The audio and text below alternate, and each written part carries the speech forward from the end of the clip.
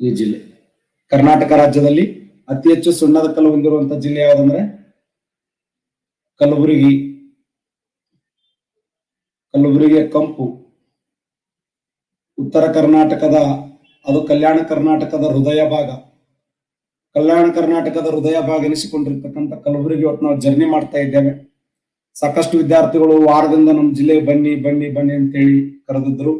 ಈಗಾಗಲೇ ನಾವು ಓಪನ್ ಆಗಿ 2 ಸಾರಿ ಆ ಜಿಲ್ಲೆಗೆ ಭೇಟಿ ಕೊಟ್ಟು ಆ ಭಾಗದ ವಿದ್ಯಾರ್ಥಿಗಳು ನಮ್ಗೆ ಕಲ್ಯಾಣ ಕರ್ನಾಟಕ ಅನ್ನುವಂತ ಒಂದು ಪ್ರಶಸ್ತಿಯನ್ನು ಕೊಡುವುದರ ಮೂಲಕ ಕಲ್ಯಾಣ ಕರ್ನಾಟಕದ ಹೃದಯ ಅಂತ ಕರೀತಾರೆ. ಶರಣರ ನಾಡು ಕಲಬುರಗಿ. ನಮ್ಮ ಜಿಯೋಗ್ರಫಿಕಲ್ ಪ್ರಕಾರ ಮತ್ತು ಹಿಸ್ಟ್ರಿಕಲ್ ಪ್ರಕಾರ ವಿಶಿಷ್ಟವಾಗಿರುವಂತ ನಾಡು ಅಂದ್ರೆ ಅದು ಕಲಬುರಗಿ. ಕಲಬುರಗಿಯ ಒಂದು ವೈಶಿಷ್ಟ್ಯ ಏನು ಅಂತಂದ್ರೆ, ಇತ್ತೀಚೆಗೆ ಅಖಿಲ ಭಾರತ ಕನ್ನಡ ಸಾಹಿತ್ಯ ಸಮ್ಮೇಳನ ನಡೀತು. ಎಷ್ಟನೇ ಸಾಹಿತ್ಯ ಸಮ್ಮೇಳನ ಅಂತಂದ್ರೆ 85ನೇ ಸಾಹಿತ್ಯ ಸಮ್ಮೇಳನ. 84ನೇ ಸಾಹಿತ್ಯ ಸಮ್ಮೇಳನ ಧಾರವಾಡದಲ್ಲಿ ನಡೀತು. ನೆಕ್ಸ್ಟ್ ಇದು ಮನೆ KS ಕೇಳಿದ್ದ 24/8/2020 KS ಕ್ವಶನ್ ಏನ್ ಕೇಳಿದ್ದ ಅಂದ್ರೆ 84ನೇ ಅಖಿಲ ಭಾರತ ಕನ್ನಡ ಸಾಹಿತ್ಯ ಸಮ್ಮೇಳನ ಎಲ್ಲಿ ನಡೀತು ಅಂದ್ರೆ ಕಲಬುರಗಿಯಲ್ಲಿ ನಡೀತು. 84ನೇ ಅಖಿಲ ಭಾರತ ಕನ್ನಡ ಸಾಹಿತ್ಯ ಸಮ್ಮೇಳನ ಕಲಬುರಗಿಯಲ್ಲಿ ನಡೀತು. ಹಾಗಾದ್ರೆ 84ನೇ ಅಖಿಲ ಭಾರತ ಕನ್ನಡ ಸಾಹಿತ್ಯ ಸಮ್ಮೇಳನ ಅಧ್ಯಕ್ಷರಾಗಿದ್ರು ಚಂದ್ರಶೇಖರ್ ಕಂಬಾರ್ ಅವರು. ನೋಡಿ, ಚಂದ್ರಶೇಖರ್ ಕಂಬಾರ್ ಅವರು 84ನೇ ಅಖಿಲ ಭಾರತ ಕನ್ನಡ ಸಾಹಿತ್ಯ ಸಮ್ಮೇಳನ ಅಧ್ಯಕ್ಷರಾಗಿದ್ರು ಅಂದ್ರೆ ಚಂದ್ರಶೇಖರ್ ಕಂಬಾರ್ ಅವರಾಗಿದ್ರು. ಇನ್ನ ಅಖಿಲ ಭಾರತ 85ನೇ ಅಖಿಲ ಭಾರತ ಕನ್ನಡ ಸಾಹಿತ್ಯ ಸಮ್ಮೇಳನ ಫೆಬ್ರವರಿ ದಿನದಂದು ಎಷ್ಟನೇ ತಾರೀಕ? ಫೆಬ್ರವರಿ 5, ಫೆಬ್ರವರಿ 6, ಫೆಬ್ರವರಿ 7ರಂದು 6, 7, 8, 7ರಂದು ಅದರ ಅಧ್ಯಕ್ಷರಾಗಿ ಆಯ್ಕೆಯಾದವರು ಯಾರಂದ್ರೆ ಶ್ರೀ ಎಚ್.ಎಸ್. ವೆಂಕಟೇಶ ಮೂರ್ತಿ ಅವರು. ಸ್ವಲ್ಪ ಅಖಿಲ ಭಾರತ ಕನ್ನಡ ಸಾಹಿತ್ಯ ಸಮ್ಮೇಳನ ಮೇಲೆ ಗಮನ ಕೇಂದ್ರೀಕರಿಲ್ಲ, ಯಾಕಂದ್ರೆ ಇದಕ್ಕೆ ಜಾಸ್ತಿ ಕ್ವಶನ್ ಕೇಳ್ತಾ ಇದ್ದೇನೆ. ಹಾಗಾದ್ರೆ ಅಖಿಲ ಭಾರತ ಕನ್ನಡ ಸಾಹಿತ್ಯ ಸಮ್ಮೇಳನ ಅನ್ನೋದು ಯಾರ ಕನಸಿನ ಕೂಸಿದು? ಅಖಿಲ ಭಾರತ ಕನ್ನಡ ಸಾಹಿತ್ಯ ಸಮ್ಮೇಳನ ಅನ್ನೋದು ಯಾರ ಕನಸಿನ ಕೂಸು ಅಂದ್ರೆ ನಮ್ಮ ಕರ್ನಾಟಕ ರಾಜ್ಯದಲ್ಲಿ ಸರ್ ಎಂ ವಿಶ್ವೇಶ್ವರಯ್ಯವರ ಕನಸಿನ ಕೂಸು. ಯಾಕಂದ್ರೆ 1915ರಲ್ಲಿ ನಮ್ಮ ಕರ್ನಾಟಕ ರಾಜ್ಯದಲ್ಲಿ ಕನ್ನಡ ಸಾಹಿತ್ಯ ಪರಿಷತ್ತನ್ನು ಸ್ಥಾಪನೆ ಮಾಡಿದ ಕೀರ್ತಿ ಅವರಿಗೆ ಸಲ್ತು. ಅಖಿಲ ಭಾರತ ಕನ್ನಡ ಸಾಹಿತ್ಯ ಸಮ್ಮೇಳನ ಸ್ಥಾಪನೆ ಮಾಡಿದ ಕೀರ್ತಿ ಸರ್ ಎಂ ವಿಶ್ವೇಶ್ವರಯ್ಯ ಸಲ್ತದೆ. ಅವರನ್ನ ಭಾರತದ ಆರ್ಥಿಕ ಯೋಜನೆಗಳ ಪಿತಾಮಹ ಅಂತ ಕರಿತೀವಿ. ಕರ್ನಾಟಕ ರಾಜ್ಯದಿಂದ ಭಾರತ ರತ್ನ ಪ್ರಶಸ್ತಿ ಪಡೆದಂತ ಪ್ರಥಮ ಕನ್ನಡಿಗ ಅಂತಂದ್ರೆ ಅದು ಸರ್ ಎಂ ವಿಶ್ವೇಶ್ವರಯ್ಯ ಅವರು. ಹಾಗಾದ್ರೆ 1915ರಲ್ಲಿ ಆ ಕನ್ನಡ ಸಾಹಿತ್ಯ ಪರಿಷತ್ತು ಸ್ಥಾಪನೆ ಆದ ನಂತರ ನೆನ್ಪಿಡಿ, ವೆರಿ ಇಂಪಾರ್ಟೆಂಟ್. ಅದೇ ಸಮಯದಲ್ಲಿ ಕರ್ನಾಟಕ ರಾಜ್ಯದಲ್ಲಿ 1916ರಿಂದ ಅಖಿಲ ಭಾರತ ಕನ್ನಡ ಸಾಹಿತ್ಯ ಸಮ್ಮೇಳನ ನಡೀತದೆ. ಹಾಗಾದ್ರೆ ಪ್ರಥಮ ಅಖಿಲ ಭಾರತ ಕನ್ನಡ ಸಾಹಿತ್ಯ ಸಮ್ಮೇಳನ ಎಲ್ಲಿ ನಡೀತು? ಪ್ರಥಮ ಅಖಿಲ ಭಾರತ ಕನ್ನಡ ಸಾಹಿತ್ಯ ಸಮ್ಮೇಳನ, ಎಸ್, ವೆರಿ ಗುಡ್, ಬೆಂಗಳೂರಿನಲ್ಲಿ ಜರುಗಿತ್ತು. ಬೆಂಗಳೂರು. ಪ್ರಥಮ ಅಖಿಲ ಭಾರತ ಕನ್ನಡ ಸಾಹಿತ್ಯ ಸಮ್ಮೇಳನ ಅಧ್ಯಕ್ಷರು ಯಾರಾಗಿದ್ರು? H V Nanjundaiah. ನೋಡಿ, ಎಚ್ ವಿ ನಂಜುಂಡಯ್ಯ ಅವರು. ಹಾಗಾದ್ರೆ ಮುಂದೆ ನಡೆಯುವಂತ 86ನೇ ಅಖಿಲ ಭಾರತ ಕನ್ನಡ ಸಾಹಿತ್ಯ ಸಮ್ಮೇಳನ ಎಲ್ಲಿ ಜರಗಲಿದೆ? ಹಾವೇರಿಯಲ್ಲಿ ಜರಗಲಿದೆ. ನೋಡಿ, ಹಾವೇರಿಯಲ್ಲಿ. ಹಾಗಾದ್ರೆ 86ನೇ ಅಖಿಲ ಭಾರತ ಕನ್ನಡ ಸಾಹಿತ್ಯ ಸಮ್ಮೇಳನ ಅಧ್ಯಕ್ಷರು ಯಾರಾಗಲಿದ್ದಾರೆ?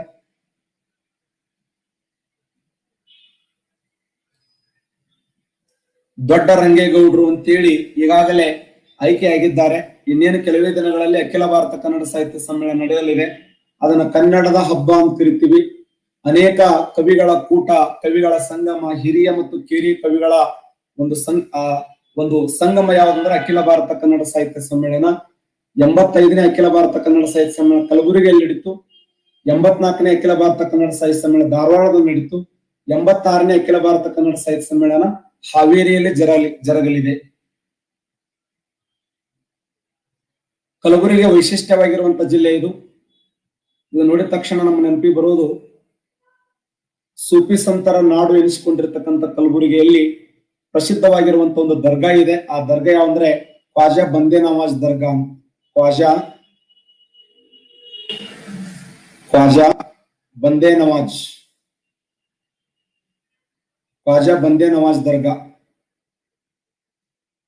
ಸೂಫಿ ಸಂತರ ಕಾಲದಲ್ಲಿ ಕರ್ನಾಟಕ ರಾಜ್ಯದಲ್ಲಿ ಕಲಬುರಗಿ, ವಿಜಯಪುರ ಇವೆಲ್ಲ ಏನಂತಂದ್ರೆ ಒಂದು ವೈಶಿಷ್ಟ್ಯ ಆಗಿರುವಂತಹ ಊರುಗಳಾಗಿದ್ದು ಖ್ವಾಜಾ ಬಂದೇ ನಮಾಜ್ ದರ್ಗಾ ಅನ್ನುವಂಥದ್ದು ವೈಶಿಷ್ಟವಾಗಿರುವಂತಹ ಒಂದು ದರ್ಗಾ. ಇದು ಯಾರ ಕಾಲದಲ್ಲಿ ನಿರ್ಮಾಣ ಆಯಿತು ಅಂತಂದ್ರೆ ಬಹುಮನಿ ಸುಲ್ತಾನರ ಕಾಲದಲ್ಲಿ.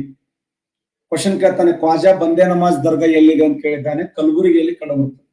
ಕಲಬುರಗಿಯಲ್ಲಿ ಖ್ವಾಜಾ ಬಂದೇ ನಮಾಜ್ ದರ್ಗಾ. ಹಾಗಾದ್ರೆ ಬಹುಮನಿ ಸುಲ್ತಾನರ ಪ್ರಥಮ ರಾಜಧಾನಿ ಯಾವ್ದು ಕ್ವಶನ್ ಆಗಿದೆ. ಬಹುಮನಿ ಸುಲ್ತಾನರ ಪ್ರಥಮ ರಾಜಧಾನಿ ಯಾವ್ದಂದ್ರೆ ಕಲಬುರಗಿ. ಬಹುಮನಿ ಸುಲ್ತಾನರ ಪ್ರಥಮ ರಾಜಧಾನಿ. ಕ್ವಶನ್ ಏನ್ ಕೇಳಿದ್ದಾನೆ ಅಂದ್ರೆ, ದಕ್ಷಿಣ ಭಾರತವನ್ನಾಳಿದಂತ ಮೊಟ್ಟ ಮೊದಲ ಮುಸ್ಲಿಂ ಮನೆತನ ಯಾವ್ದಂದ್ರೆ ಬಹುಮನಿ ಸುಲ್ತಾನರು. ದಕ್ಷಿಣ ಭಾರತವನ್ನಾಳಿದಂತ ಮೊಟ್ಟ ಮೊದಲ ಸ್ವತಂತ್ರ ಮುಸ್ಲಿಂ ಮನೆತನ ಯಾವ್ದಂದ್ರೆ ಬಹುಮನಿ ಸುಲ್ತಾನರು. ಆ ಬಹುಮನಿ ಸುಲ್ತಾನ ಮನೆತನದ ಸ್ಥಾಪಕ ಯಾರು ಅಂದ್ರೆ ಅಲ್ಲಾವುದ್ದೀನ್ ಗಂಗು ಹಸನ್ ಬಹುಮನಿ ಶಾ. ಅಲ್ಲಾವುದ್ದೀನ್ ಗಂಗು ಹಸನ್ ಬಹುಮನಿ ಶಾ ಅನ್ನುವಂತ ವ್ಯಕ್ತಿ ಬಹುಮನಿ ಸಾಮ್ರಾಜ್ಯವನ್ನು ಸ್ಥಾಪನೆ ಮಾಡ್ತಾನೆ. ಅವರ ರಾಜಧಾನಿ ಯಾವ್ದಾಗಿತ್ತು ಅಂದ್ರೆ ಕಲಬುರಗಿ. ಕಲಬುರಗಿ ಅವರ ರಾಜಧಾನಿ ಆಗಿತ್ತು. ಒಂದು ನಿಮಿಷ. ಓಕೆ,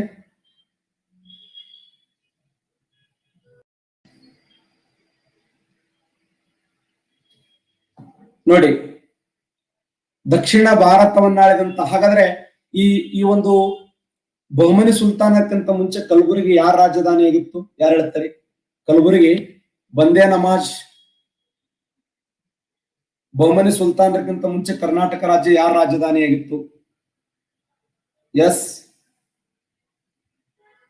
ಯಾರ ರಾಜಧಾನಿ? Excellent, very good. ರಾಷ್ಟ್ರಕೂಟ ರಾಜಧಾನಿ ಆಗಿತ್ತು ಕಲಬುರಗಿ. ರಾಷ್ಟ್ರಕೂಟರ ರಾಜಧಾನಿ. ನೋಡಿ, ರಾಷ್ಟ್ರಕೂಟ ಮನೆತನ ಬಹಳ ವಿಶಿಷ್ಟವಾಗಿರುವಂತ ಮನೆತನ ಇದು. ರಾಷ್ಟ್ರಕೂಟ ಮನೆತನದ ಸ್ಥಾಪಕ ಯಾರು ಅಂತಂದ್ರೆ, ರಾಷ್ಟ್ರಕೂಟ ಮನೆತನದ ಸ್ಥಾಪಕ ಯಾರು? ದಂತಿದುರ್ಗ. ರಾಷ್ಟ್ರಕೂಟ ಮನೆತನ ಸ್ಥಾಪಕ ಯಾರಂದ್ರೆ ದಂತಿದುರ್ಗ.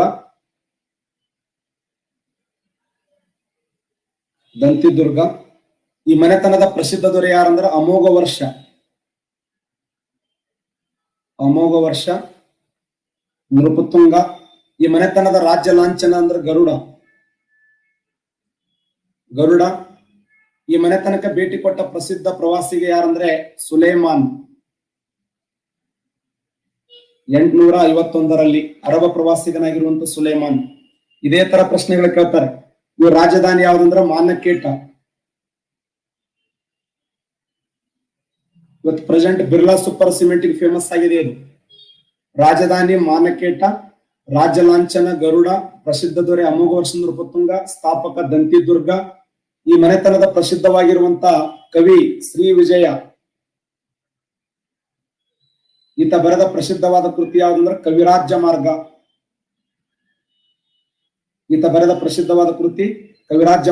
ಶ್ರೀ ವಿಜಯ ಬರೆದ ಪ್ರಸಿದ್ಧವಾದ ಗ್ರಂಥ ಯಾವ್ದಂದ್ರೆ ಕವಿರಾಜ್ಯ ಮಾರ್ಗ. ಕನ್ನಡ ನಾಡಿನ ಮೊಟ್ಟ ಮೊದಲ ಗ್ರಂಥ ಅದು. ಕಾವೇರಿಯಿಂದ ಗೋದಾವರಮಿರ್ದ ನಾಡದ ಕನ್ನಡದೊಳ ಅಂತ ಕರಿತೀವಲ್ಲ, ಕಾವೇರಿಯಿಂದ ಗೋದಾವರಿಯವರೆಗೆ ಕನ್ನಡ ನಾಡು ಹಂಚಿಕೆಯಾಗಿತ್ತು ಅಂತ. ಈ ಮನೆತನದ ಪ್ರಸಿದ್ಧವಾದ ಕವಿ ಯಾರಂದ್ರೆ ಶ್ರೀ ವಿಜಯ. ಆತ ಬರೆದ ಗ್ರಂಥ ಅಂದ್ರೆ ಕವಿರಾಜ್ಯ ಮಾರ್ಗ. ರಾಷ್ಟ್ರಕೂಟ ಮನೆತನ ಸ್ಥಾಪಕ ದಂತಿದುರ್ಗ, ಪ್ರಸಿದ್ಧ ದೊರೆ ಅಮೋಘ ವರ್ಷ. ಮತ್ತೆ ಈ ಮನೆತನದ ಇನ್ನೊಬ್ಬ ಪ್ರಸಿದ್ಧ ದೊರೆ ಅಂದ್ರೆ ಮೂರನೇ ಗೋವಿಂದ. ಮೂರನೇ ಗೋವಿಂದ ಉತ್ತರ ಭಾರತದಲ್ಲಿ ಹಿಮಾಲಯ ಪರ್ವತದಲ್ಲಿ ಹಿಮದಿಂದ ಕರಿಗೆ ಬರುವ ನೀರನ್ನು ತನ್ನ ಕುದುರೆಗಳಿಗೆ ಕುಡಿಸಿದ ಅಲ್ಲ. ಹಿಮಾಲಯ ಪರ್ವತ ಉತ್ತರ ಭಾರತದ ಮೇಲೆ ದಂಡೆತ್ತಿ ಹೋಗಿ ಮೂರನೇ ಗೋವಿಂದ ಉತ್ತರ ಭಾರತದಲ್ಲಿ ಗುರ್ಜರ ಪ್ರತಿಹಾರ ಎರಡನೇ ನಾಗಭಟ್ಟನನ್ನ, ಗೌಡ ದೇಶದ ಧರ್ಮಪಾಲನನ್ನ,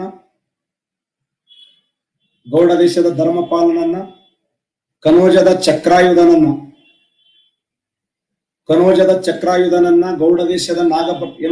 ಗೌಡ ದೇಶದ ಧರ್ಮಪಾಲನನ್ನ, ಗುರ್ಜರ ಎರಡನೇ ನಾಗಭಟ್ಟ, ಪ್ರತಿಹಾರರು ಅಂತ ಬರ್ತಾರೆ ಇಲ್ಲಿ. ಪ್ರತಿಹಾರರು. ಚಕ್ರಾಯುಧ ಯಾವ್ದಂದ್ರೆ ಕನೋಜ ಮನೆತನ ಚಕ್ರಾಯುಧ. ಧರ್ಮಪಾಲ ಯಾರು ಅಂದ್ರೆ ಗೌಡ ದೇಶದ ಧರ್ಮಪಾಲ, ಪ್ರತಿಹಾರರ ಎರಡನೇ ನಾಗಭಟ್ಟ, ಕನೋಜದ ಚಕ್ರಾಯುಧ. ಇವರು ಉತ್ತರ ಭಾರತದ ಡಾನುಗಳು. ಇವರು ದಕ್ಷಿಣ ಭಾರತದಿಂದ ಉತ್ತರ ಭಾರತದ ಮೇಲೆ ದಂಡೆತ್ತಿ ಹೋಗಿ ಒಬ್ಬೊಬ್ಬ ಅರಸನನ್ನ ಉಳ್ಳಾಡ್ ಸುಚನಾಯಿ ಹೊಡೆದು ಅವರಿಂದ ಕಪ್ಪು ಕಾಣಿಕೆಯನ್ನು ಪಡೆದು ಹಿಮಾಲಯ ಪರ್ವತದಲ್ಲಿ ಹಿಮದಿಂದ ಕರಿಗೆ ಬರುವ ನೀರನ್ನ ತನ್ನ ಕುದುರೆಗಳಿಗೆ ಕುಡಿಸಿದ. ಆತನ ಆನೆಗಳು ಅಶ್ವಗಳು ಗಂಗಾ ನದಿಯಲ್ಲಿ ಮಿಂದೆದ್ದವು ಅಂತ. ಉತ್ತರದ ಹಿಮಾಲಯ ಪರ್ವತದವರೆಗೆ ತನ್ನ ಸಾಮ್ರಾಜ್ಯವನ್ನು ಕಟ್ಟಿದ್ದ. ಹಿಮಾಲಯ ಪರ್ವತದಲ್ಲಿ ಕನ್ನಡ ಧ್ವಜವನ್ನು ಹಾರಿಸಿದ. ಆತನ ಆನೆಗಳು, ಒಂಟೆಗಳು, ಕುದುರೆಗಳು ಗಂಗಾ ನದಿಯಲ್ಲಿ ಹೋಗು, ಧುಮುಕ್ಕನ ಬೀಳು ವಾಪಸ್ ಬರು, ಮತ್ತು ಧುಮುಕ್ಕನ ಬೀಳು ವಾಪಸ್ ಬರು. ಅವೆಲ್ಲ ಆನೆ ಮರಿಗಳು. ಮಮ್ಮಿ ನಾ ಒಳಗೊತ್ತ ಹೊರಗೆ ಬರು ಆನೆ ಮರಿಗಳು. ಆ ತರ ಗಂಗಾ ನದಿಯಲ್ಲಿ ಆನೆಗಳು, ಅಶ್ವಗಳು ಮಿಂದೆದ್ದವು ಅನ್ನುವಂತ ಮಾತನ್ನ ಯಾವ ಶಾಸನದ ಮೂಲಕ ಅಂದ್ರ ಸಂಜಂತಾಮ್ರ ಶಾಸನದ ಮೂಲಕ. ಉತ್ತರ ಭಾರತದ ಮೇಲೆ ದಾಳಿ ಮಾಡಿದ 3ನೇ ಗೋವಿಂದ ಸಾಮಾನ್ಯ ವ್ಯಕ್ತಿ ಅಲ್ಲ. ಆ ಅಮೋಘ ವರ್ಷ ನೃಪತುಂಗನ 3ನೇ ಗೋವಿಂದನ ಹವದ ಮೇಲೆ ಅಮೋಘ ವರ್ಷ 80 ವರ್ಷ ಆಳ್ವಿಕೆ ಮಾಡಿದ ಅಂತ. ಹಿಂಗ್ರಪ್ಪ ನಾ 3ನೇ ಗೋವಿಂದನ ಮಗ ಅದೀನಿ ಅಂದ್ರೆ ಒಯ್ದು ಬಿಡ್ರಿ, ಒಂದ್ 200-300 ಕಬ್ಬಿನ ಟ್ರ್ಯಾಕ್ಟರ್ದ ಒಯ್ದು ಬಿಡ್ರಿ ಅಂತ. ಒಂದು 300-400 ಚೀಲ ಭತ್ತ ಒಯ್ದು ಬಿಡ್ರಿ, ಇಲ್ರಿ ಒಂದ್ 20 ಎಮ್ಮೆ ಒಯ್ದು ಬಿಡ್ರಿ ಅಂತ. 3ನೇ ಗೋವಿಂದನ ಮಗ ಅಂತ ಹೇಳಿದ್ರ ಅಷ್ಟು ಹವ ಮೇಂಟೈನ್ ಮಾಡ್ತಿದ್ದ ಅಮೋಘ ವರ್ಷ. ಹೆಂಗಿರ್ಬೋದು? ಯಾಕಂದ್ರೆ ದಕ್ಷಿಣ ಭಾರತದಲ್ಲಿ ಗಂಗರಿಂದ ಮದಗಜವನ್ನ, ಪಲ್ಲವರಿಂದ ಋಷಭವನ್ನ, ಪಾಂಡ್ಯರಿಂದ ಮತ್ಸ್ಯವನ್ನ, ಚೋಳರಿಂದ ವ್ಯಾಘ್ರವನ್ನ, ಬಾದಾಮಿ ಚಾಲುಕ್ಯರಿಂದ ವರಾಹವನ್ನ ಅವರೆಲ್ಲ ರಾಜ್ಯ ಲಾಂಛನಗಳನ್ನ ಕಸ್ಕೊತಾನವ 3ನೇ ಗೋವಿಂದ.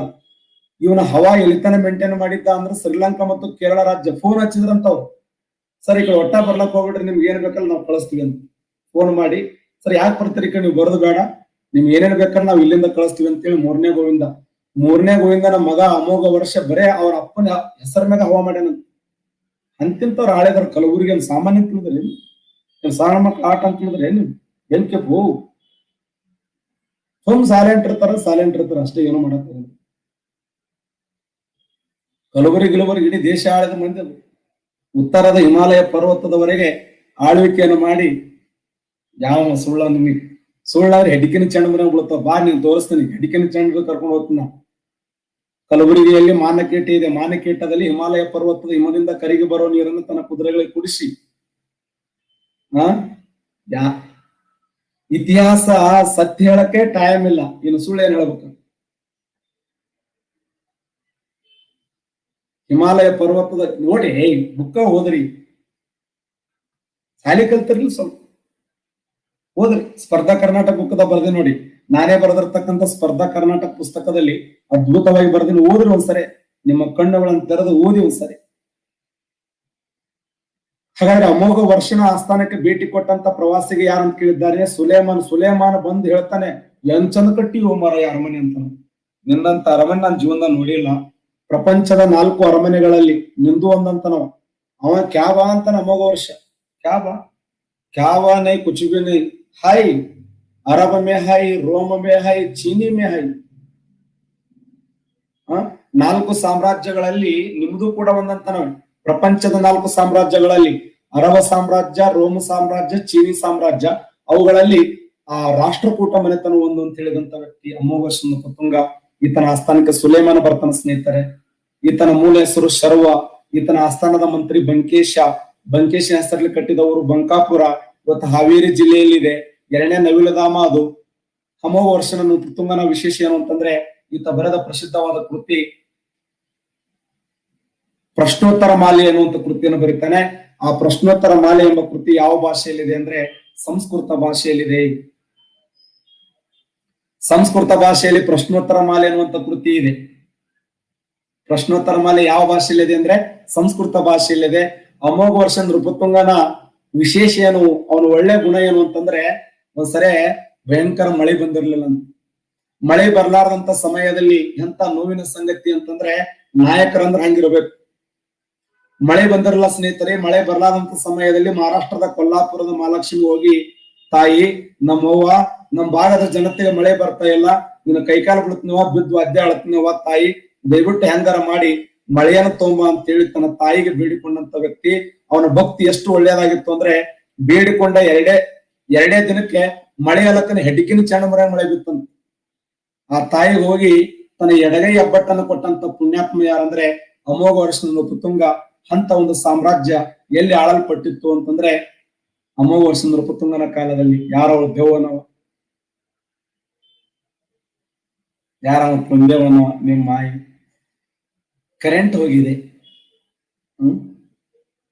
ಗಾನಲಹರಿ ಜಗವನ್ನೆಲ್ಲ ತುಂಬಿ ತುಳುಕಲಿ, ಜ್ಞಾನದಲ್ಲಿ ಲೀಲೆಯಾಗಿ ಜೀವನಲಿಯಲಿ. ಕಾಮಿಡಿಯಲ್ಲಿ ಹೋಮರ ಹಂಗೆ ಬರ್ತಾವ ಎಕ್ಸಾಮ್. ಯಾವ ಕಾಮಿಡಿಯನ ಎಕ್ಸಾಮ್ ಬರ್ತಾವ ಅಂತ ನಾ ಹೇಳ್ತೀನಿ ಕಾಮಿಡಿ ಅಂತ. ನೀವ್ ಅಷ್ಟು ಓದಿದ್ರೆ ಬರೀ ಎಷ್ಟ್ರಾಗಿ ಬರ್ತಾವ ಕ್ವಶನ್. ನಾ ಏನ್ ಹೇಳ್ತಾ ಓದ್ ಮೊದಲ. ನಾ ಏನೇನ್ ಹೇಳಕತ್ನಲ್ಲ ಅಷ್ಟು ಪರ್ಫೆಕ್ಟ್ ಆಗು.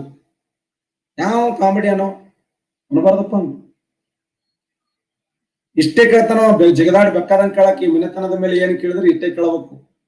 ಈ ಮನೆತನದ ಪ್ರಸಿದ್ಧ ಮಂತ್ರಿ ಅಂದ್ರೆ ಬಂಕೇಶ. ಈ ಮನೆತನದಲ್ಲಿ ಒಂದೇ ಕೃಷ್ಣ ಅಂತ ಬರ್ತಾನೆ. ಒಂದೇ ಕೃಷ್ಣನ ವೈಶಿಷ್ಟ್ಯ ಏನು ಅಂತಂದ್ರೆ ಆತ ಮಹಾರಾಷ್ಟ್ರದ ಎಲ್ಲೋರದಲ್ಲಿ ಕೈಲಾಸನಾಥ ದೇವಾಲಯ ಕಟ್ಟಿಸ್ತಾನೆ.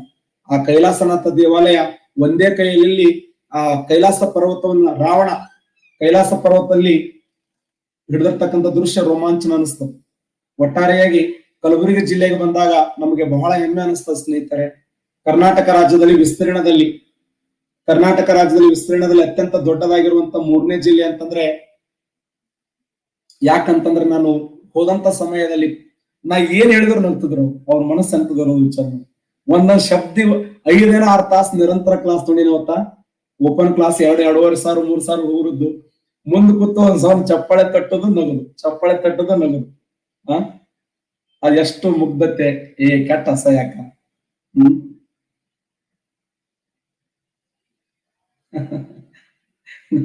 ನಮ್ ಬಳಗ ಬೆಂಕಿ ಇದ್ದಂಗ ಏನು ಮಾಡಕ್ಕಾಗಲ್ಲ.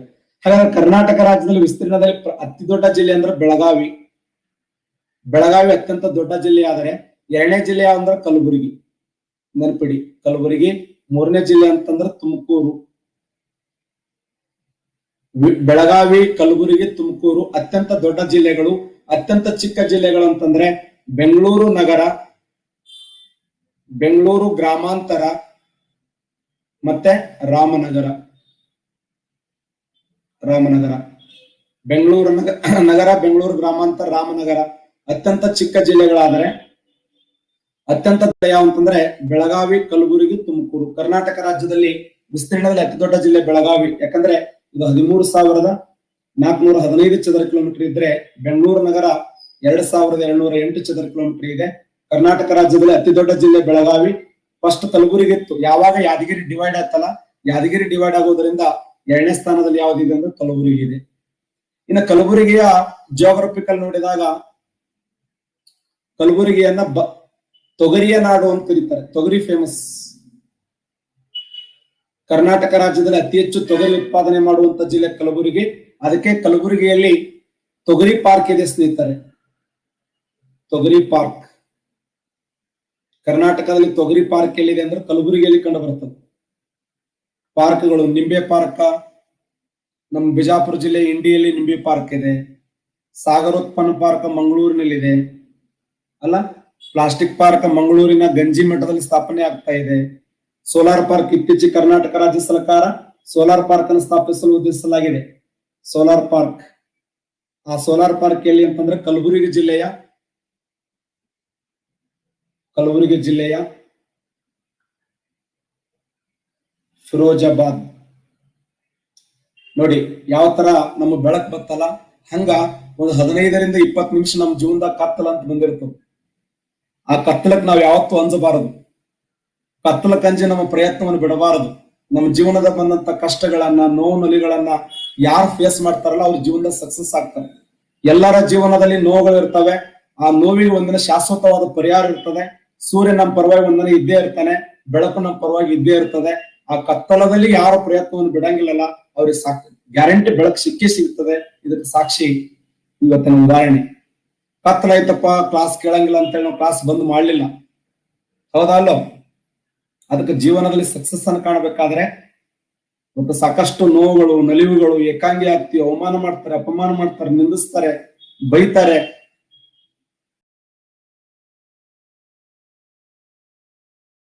ಅನ್ನೋದಕ್ಕೆ ಸಾಕ್ಷಿ. ಹಾಗಾದ್ರೆ ತೊಗರಿ ಪಾರ್ಕ್ ಎಲ್ಲಿದೆ ಅಂದ್ರೆ ಕಲಬುರಗಿಯಲ್ಲಿದೆ. ಸೋಲಾರ್ ಪಾರ್ಕ್ ಇತ್ತೀಚೆಗೆ ಬಜೆಟ್ ನಲ್ಲಿ ಕಲಬುರಗಿ ಜಿಲ್ಲೆ ಫಿರೋಜಾಬಾದ್. ಈ ಫಿರೋಜಾಬಾದ್ ಎಂಬ ನಗರವನ್ನು ಕಟ್ಟಿದಂತ ವ್ಯಕ್ತಿ ಯಾರು ಅಂತಂದ್ರೆ ಫಿರೋಜಾಬಾದ್. ಫಿರೋಜ್ ಶಾ ಅನ್ನುವಂತ ವ್ಯಕ್ತಿ ಬಹುಮನಿ ಸಾಮ್ರಾಜ್ಯದ ಅತ್ಯಂತ ಪ್ರಸಿದ್ಧ ದೊರೆ ಯಾರಂದ್ರೆ ಫಿರೋಜ್ ಶಾ. ಈ ಫಿರೋಜ್ ಶಾ ಏನ್ ಮಾಡ್ತಾನಂದ್ರೆ ತುಘಲಕಾಬಾದ್ ಅನ್ನುವಂತ ಊರನ್ನು ಕಟ್ತಾನೆ. ಯಾವ ನದಿಯ ದಂಡೆಯ ಮೇಲೆ ಅಂದ್ರೆ ಭೀಮಾ ನದಿಯ ದಂಡೆಯ ಮೇಲೆ. ನೋಡಿ ಎಷ್ಟು ಚೆನ್ನಾಗಿ ತೊಗರಿ ಬೆಳಿತಾರೆ ಇಲ್ಲಿ. ಕಲಬುರಗಿಯಲ್ಲಿ. ಅದಕ್ಕೆ ಕಲಬುರಗಿಯನ್ನು ತೊಗರಿಯ ನಾಡು ಅಂತ ಕರಿತೀವಿ. ಕಲಬುರಗಿಯಲ್ಲಿ ಸಂಚಾರ ಪೀಠ ಇದೆ, ನಿಮ್ಗೆಲ್ಲ ಗೊತ್ತಿರಲಿ. ನಮ್ಮ ಕರ್ನಾಟಕ ರಾಜ್ಯದಲ್ಲಿ ಹೈಕೋರ್ಟ್ ಜೊತೆಗೆ 2 ಸಂಚಾರ ಪೀಠಗಳನ್ನು ಸ್ಥಾಪನೆ ಮಾಡಿದವು. 2008ರಲ್ಲಿ ಕಲಬುರಗಿ ಜಿಲ್ಲೆಯಲ್ಲಿ 2008 ಜುಲೈ 5 2008 ಜುಲೈ 5ರಂದು ಆ ಕಲಬುರಗಿ ಜಿಲ್ಲೆಯ ಹೈಕೋರ್ಟ್ ಇದೊಂದು ಕಾಯಂ ಪೀಠವನ್ನಾಗಿ ನಿರ್ಮಾಣ ಮಾಡಲಾಯಿತು. ಕಾಯಂ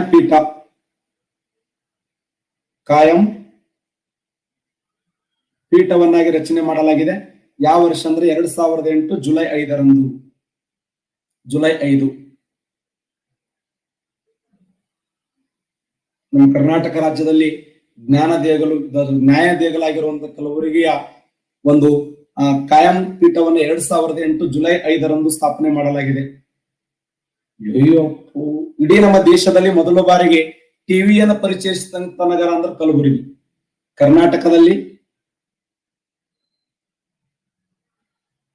ಕರ್ನಾಟಕದಲ್ಲಿ ಮೊದಲ ಬಾರಿಗೆ ಟಿವಿಯನ್ನ ಪರಿಚಯಿಸಿದ ನಗರ ಅಂದ್ರೆ ಕಲಬುರಗಿ. ಹಾಗಾದ್ರೆ ಕರ್ನಾಟಕ ರಾಜ್ಯದಲ್ಲಿ ಮೊದಲ ಬಾರಿಗೆ ರೇಡಿಯೋ ಕಾರ್ಯಕ್ರಮ ಆರಂಭ ಆಗಿದ್ದು ಎಲ್ಲಿಂದ? ಶಬಾಷ್, ಮೈಸೂರಿನಿಂದ ನೋಡಿ, ಮೈಸೂರು. ಹಾಗಾದ್ರೆ ಮೊದಲ ಬಾರಿಗೆ ರೇಡಿಯೋದಲ್ಲಿ ಮಾತನಾಡಿದವರು ಯಾರು? ಮೊದಲ ಬಾರಿಗೆ ರೇಡಿಯೋದಲ್ಲಿ ಮಾತನಾಡಿದವರು ನಾನೇ ಮಾತಾಡ್ತೇನೆ. ಮೊದಲ ಬಾರಿಗೆ ರೇಡಿಯೋದಲ್ಲಿ ಮಾತನಾಡಿದವರು ಕುವೆಂಪು ಅವರು ನೋಡಿ. ಮೊಟ್ಟ ಮೊದಲ ಬಾರಿಗೆ ರೇಡಿಯೋದ ಮೂಲಕ ತಮ್ಮ ವಿಚಾರಗಳನ್ನು ವ್ಯಕ್ತಪಡಿಸಿದಂತ ವ್ಯಕ್ತಿ ಕುಪ್ಪಳ್ಳಿ ವೆಂಕಟಪ್ಪನ ಮಗ ಪುಟ್ಟಪ್ಪ ಮೊದಲ ಬಾರಿಗೆ. ಹಾಗಾದ್ರೆ ಕರ್ನಾಟಕದಲ್ಲಿ ಮೊದಲ ಬಾರಿಗೆ ಈ ಟೆಲಿವಿಷನ್ ಆರಂಭಗೊಂಡಿದ್ದು ಎಲ್ಲಿಂದ ಅಂತಂದ್ರೆ ಅದು ಕಲಬುರಗಿಯಿಂದ. ಕರ್ನಾಟಕದಲ್ಲಿ ಪ್ರಥಮ ಬಾರಿಗೆ ಟಿವಿಯನ್ನು ಪರಿಚಯಿಸಿದಂತ ಒಂದು ಟಿವಿಯನ್ನು ಪರಿಚಯಿಸತಕ್ಕಂತ ಮೊದಲ ಊರು ಅಂದ್ರೆ ಅದು ಕಲಬುರಗಿ. Very important. ಅಶೋಕನಿಗೆ ಸಂಬಂಧಪಟ್ಟಂತೆ ಶಾಸನಗಳು ಸಿಕ್ಕು. ಟೋಟಲ್ ಅಶೋಕನ ಶಾಸನಗಳ ಸಂಖ್ಯೆ ಅಂದ್ರೆ 53 ಶಾಸನಗಳು. ಆ 53 ಶಾಸನಗಳಲ್ಲಿ ಕರ್ನಾಟಕ ರಾಜ್ಯದಲ್ಲಿ 14 ಶಾಸನಗಳು. ಆ 14 ಶಾಸನಗಳಲ್ಲಿ ಅತಿ ದೊಡ್ಡ ಶಾಸನ ಅಂದ್ರೆ ಸನ್ನತಿ ಶಾಸನ.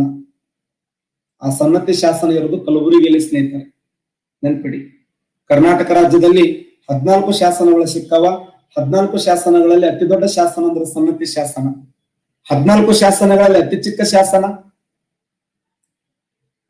ಶಾಸನ ಶಬಾಷ್, ಮಸ್ಕಿ ಶಾಸನ ನೋಡಿ. ಮಸ್ಕಿ ಶಾಸನ. ಯಾವ ಶಾಸನದಲ್ಲಿ ಚಪ್ಪಡೆ ಎಂದು ಬರೆಯಲಾಗಿದೆ? ಶಬಾಷ್. ಬ್ರಹ್ಮಗಿರಿ ಶಾಸನ ನೋಡಿ. ಬ್ರಹ್ಮಗಿರಿ ಶಾಸನದಲ್ಲಿ ಚಪ್ಪಡೆ ಎಂದು ಬರೆಯಲಾಗಿದೆ. ನಿಟ್ಟೂರು ಶಾಸನ ಯಾವ ಜಿಲ್ಲೆಯಲ್ಲಿದೆ? ಉದಯಗೋಳ ಮತ್ತು ನಿಟ್ಟೂರು ಶಾಸನಗಳು ಬಳ್ಳಾರಿಯಲ್ಲಿ ಕಂಡು ಬರ್ತವೆ. ನಿಟ್ಟೂರು ಮತ್ತು ಉದಯಗೋಳಂ ಶಾಸನಗಳು ಬಳ್ಳಾರಿಯಲ್ಲಿ. ಹಾಗಾದ್ರೆ ಸನ್ನತಿ ಶಾಸನ ಎಲ್ಲಿದೆ ಅಂತಂದ್ರೆ ಕಲಬುರಗಿಯಲ್ಲಿ ಕಂಡು ಬರ್ತದೆ. ಕಲಬುರಗಿಯ ಸನ್ನತಿ ಶಾಸನದ ವಿಶೇಷ ಏನಂದ್ರೆ ಕರ್ನಾಟಕ ರಾಜ್ಯದ ಅತ್ಯಂತ ದೊಡ್ಡದಾಗಿರುವಂತಹ ಶಾಸನ ಸನ್ನತಿ ಎಲ್ಲಿದೆ ಅಂದ್ರೆ ಪ್ರೆಸೆಂಟ್ ಕಲಬುರಗಿಯ ಭೀಮಾ ನದಿಯ ದಂಡೆಯ ಮೇಲೆ ಕಂಡು ಬರ್ತದೆ. ಹೌದು, ಕಲಬುರಗಿ ಜಿಲ್ಲೆಯಲ್ಲಿ ಹರಿಯುವಂತಹ ಅತ್ಯಂತ ಪ್ರಧಾನವಾಗಿರುವಂತಹ ನದಿ ಯಾವ್ದಂದ್ರೆ ಭೀಮಾ ನದಿ. ಕಲಬುರಗಿಯಲ್ಲಿ ಹರಿಯುವಂತಹ ಅತ್ಯಂತ ಪ್ರಧಾನವಾದ ನದಿ ಅಂದ್ರೆ ಭೀಮಾ ನದಿ. ಈ ಭೀಮಾ ನದಿಯ ಉಪನದಿಯಾಗಿರುವಂತಹ ಕಾಗ್ನಾ ಅಂತ ಒಂದು ಉಪನದಿ ಬರ್ತದೆ. ಆ ಕಾಗ್ನಾ ನದಿಗೆ ಅಡ್ಡಲಾಗಿ ಕಟ್ಟಿರ್ತಕ್ಕಂಥ ಅಣೆಕಟ್ಟೆ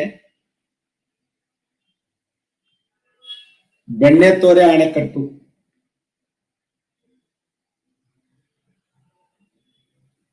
ಕರ್ನಾಟಕ ರಾಜ್ಯದ ಅತ್ಯಂತ ವಿವಾದಾತ್ಮಕವಾದ ಅಣೆಕಟ್ಟು ಅಂದ್ರೆ ಬೆಣ್ಣೆತೋರೆ ಅಣೆಕಟ್ಟು. ಇದು ಭೀಮಾ ನದಿ ಕೃಷ್ಣಾ ನದಿ ಎಡದಂಡೆ ಉಪನದಿ. ಕೃಷ್ಣಾ ನದಿಯ ಎಡದಂಡೆಯ ಉಪನದಿಯಾಗಿದ್ದು ಎಲ್ಲಿದೆ ಬೆಣ್ಣೆತೊರೆ ಅಣೆಕಟ್ಟು ಅಂತ ಕೇಳ್ತಾನೆ? ಕಲಬುರಗಿ ಜಿಲ್ಲೆಯ ಚಿತ್ತಾಪುರ ತಾಲೂಕಿನ ಹೆರೂರು ಎಂಬ ಸ್ಥಳ. ಹೆರೂರು ಕಲಬುರಗಿ ಜಿಲ್ಲೆಯ ಚಿತ್ತಾಪುರ ತಾಲೂಕಿನ ಹೆರೂರು ಎಂಬ ಸ್ಥಳದಲ್ಲಿ ಭೀಮಾ ನದಿಗೆ ಅಡ್ಡಲಾಗಿ ಕಾಗ್ನ. ಆ ಭಾಗದ ಒಬ್ಬ ಪ್ರಸಿದ್ಧವಾದಂತ ಹೋರಾಟಗಾರ ಬರ್ತಾರೆ, ವಿಠಲ್ ಹೆರೂರ್ ಅಂತೇಳಿ. ಬಹಳ ಫೇಮಸ್ ಆಗಿರುವಂತ ಹೋರಾಟಗಾರರು ಅವರು, ಕೇಳಿರಬಹುದು ನೀವು ಆ ಹೆಸರು. ಉತ್ತರ ಕರ್ನಾಟಕದಲ್ಲಿ ಪ್ರಸಿದ್ಧ ಆಗಿರುವಂತ ಹೆಸರನ್ನು ಹೊಂದಿರುವಂತ ವ್ಯಕ್ತಿ. ಹಾಗಾದ್ರೆ ಕಲಬುರಗಿ ಜಿಲ್ಲೆಯ ಚಿತ್ತಾಪುರ ತಾಲೂಕಿನ ಹೆರೂರು ಎಂಬ ಸ್ಥಳದಲ್ಲಿ ಭೀಮಾ ನದಿಗೆ ಅಡ್ಡಲಾಗಿ ಕಟ್ಟಿರ್ತಕ್ಕಂಥ ಅಣೆಕಟ್ಟೆ ಕಾಗ್ನ ಅಥವಾ ಬೆಣ್ಣೆತೊರೆ ಅಣೆಕಟ್ಟು. ಇದು ಕರ್ನಾಟಕ ರಾಜ್ಯದಲ್ಲಿ ಅತ್ಯಂತ ವಿವಾದಾತ್ಮಕ ಅಣೆಕಟ್ಟುಗಳಲ್ಲಿ ಮುಂಚೂಣಿಯಲ್ಲಿರುವಂತಹ ಅಣೆಕಟ್ಟು. ಹಿಂಗೆ ಕ್ವಶನ್ ಕೇಳ, ಬೆಣ್ಣೆತೊರೆ ಅಣೆಕಟ್ಟು ಕರ್ನಾಟಕದಲ್ಲಿ ಎಲ್ಲಿ ಕಂಡು ಬರ್ತಂದ್ರೆ ಕಲಬುರಗಿ ಜಿಲ್ಲೆಯ ಚಿತ್ತಾಪುರ ತಾಲೂಕಿನ ಹೆರೂರು ಎಂಬ ಸ್ಥಳದಲ್ಲಿ. ಕಲಬುರಗಿ ಜಿಲ್ಲೆಯ ಚಿತ್ತಾಪುರ ತಾಲೂಕಿನ ಹೆರೂರು ಎಂಬ ಸ್ಥಳದಲ್ಲಿ ಭೀಮಾ ನದಿಗೆ ಅಡ್ಡಲಾಗಿ ಕಟ್ಟಿರ್ತಕ್ಕಂಥ ಅಣೆಕಟ್ಟೆ ಬೆಣ್ಣೆತೊರೆ ಅಣೆಕಟ್ಟು ಅಂತೇಳಿ ಕರಿತೀವಿ. ಇಡೀ ಕರ್ನಾಟಕದಲ್ಲಿ ಅತಿ ಹೆಚ್ಚು ಸಿಮೆಂಟ್ ಉತ್ಪಾದನೆ ಮಾಡುವಂತ ಜಿಲ್ಲೆ ಇದು. ಕರ್ನಾಟಕದಲ್ಲಿ ಮೂರಲ್ಲಿ ಫಸ್ಟ್ ಇದೆ ನಮ್ದು. ಮೂರಲ್ಲಿ ಯಾವ್ದು ಮೂರು? ಸುಣ್ಣದ ಕಲ್ಲಿನಲ್ಲಿ ಫಸ್ಟ್ ಇದೆ, ಸಿಮೆಂಟ್ ನ ಫಸ್ಟ್ ಇದೆ, ಕಾರ್ಖಾನೆಯಲ್ಲಿ ಫಸ್ಟ್ ಇದೆ. ಕಾರ್ಖಾನೆ ಅತಿ ಹೆಚ್ಚು ಸುಣ್ಣದ ಕಲ್ಲು ಹೊಂದಿರುವಂತಹ ಜಿಲ್ಲೆ ಕಲಬುರಗಿ, ಅತಿ ಹೆಚ್ಚು ಸಿಮೆಂಟ್ ಉತ್ಪಾದನೆ ಮಾಡುವ ಜಿಲ್ಲೆ ಕಲಬುರಗಿ, ಅತಿ ಹೆಚ್ಚು ಸಿಮೆಂಟ್ ಕಾರ್ಖಾನೆಗಳನ್ನು ಹೊಂದಿರುವಂತಹ ಜಿಲ್ಲೆ ಕಲಬುರಗಿ. ಮೂರಲ್ಲಿ ಪ್ರಥಮ ಸ್ಥಾನ. ಸುಣ್ಣದ ಕಲ್ಲು, ಸಿಮೆಂಟ್ ಕಾರ್ಖಾನೆ. ಕರ್ನಾಟಕದಲ್ಲಿ ಅತಿ ಹೆಚ್ಚು ಸಿಮೆಂಟ್ ಉತ್ಪಾದನೆ ಮಾಡುವ ಜಿಲ್ಲೆ ಕಲಬುರಗಿ, ಅತಿ ಹೆಚ್ಚು ಕಾರ್ಖಾನೆ ಹೊಂದಿರುವಂತಹ ಜಿಲ್ಲೆ ಕಲಬುರಗಿ, ಸಿಮೆಂಟ್ ಕಾರ್ಖಾನೆಗಳು. ಹಾಗಾದ್ರೆ ಭಾರತ ದೇಶದಲ್ಲಿ ಮೊದಲ ಬಾರಿಗೆ ಸಿಮೆಂಟ್ ಕಂಪನಿಯನ್ನ 1904ರಲ್ಲಿ ತಮಿಳುನಾಡಿನ ಮದ್ರಾಸ್ದಲ್ಲಿ ಆರಂಭ ಮಾಡಿದ್ರು. ಬಟ್ ಯಶಸ್ವಿ ಆಗಲಿಲ್ಲ ಅದು. ಅದಾದ ಮೇಲೆ 1914ರಲ್ಲಿ ಗುಜರಾತ್ ರಾಜ್ಯದ ಪೋರಬಂದರ್ ಎಂಬ ಸ್ಥಳದಲ್ಲಿ ಮೊದಲ ಯಶಸ್ವಿ ಸಿಮೆಂಟ್ ಕಂಪನಿ, ದೇಶದಲ್ಲಿ ಮೊದಲ ಬಾರಿಗೆ ಗುಜರಾತ್ ರಾಜ್ಯದ ಪೋರಬಂದರ್ ಆದ್ರೆ ಕರ್ನಾಟಕದಲ್ಲಿ ಮೊದಲ ಬಾರಿಗೆ 1939 ಶಿವಮೊಗ್ಗ ಜಿಲ್ಲೆಯ ಭದ್ರಾವತಿಯಲ್ಲಿ ನಮ್ಮ ರಾಜ್ಯದ ಮೊದಲ ಸಿಮೆಂಟ್ ಕಂಪನಿ ಆರಂಭ ಆಗಿದ್ದು ಯಾವಾಗಂದ್ರೆ 1939 ಶಿವಮೊಗ್ಗ ಜಿಲ್ಲೆ ಭದ್ರಾವತಿಯಲ್ಲಿ ಆರಂಭ ಆಗ್ತದೆ. ಈ ಶಿವಮೊಗ್ಗ ಜಿಲ್ಲೆಯ ಭದ್ರಾವತಿಯ ವೈಶಿಷ್ಟ್ಯ ಏನು ಅಂತಂದ್ರೆ ಇದನ್ನ ಕರ್ನಾಟಕ ರಾಜ್ಯದಲ್ಲಿ ಕೈಗಾರಿಕೆಗಳ ನಗರ ಅಂತ ಕರೀತಾರೆ. ಕರ್ನಾಟಕ ರಾಜ್ಯದ ಕೈಗಾರಿಕೆಗಳ ನಗರ ಅಂತ ಯಾವ್ದು ಕರೀತಾರೆ ಅಂದ್ರೆ ಶಿವಮೊಗ್ಗ ಜಿಲ್ಲೆ ಭದ್ರಾವತಿ. ಅದಾದ ಮೇಲೆ ತುಮಕೂರು ಜಿಲ್ಲೆ ಹಮಸಂದ್ರದಲ್ಲಿ ಆರಂಭ ಆಗ್ತದೆ.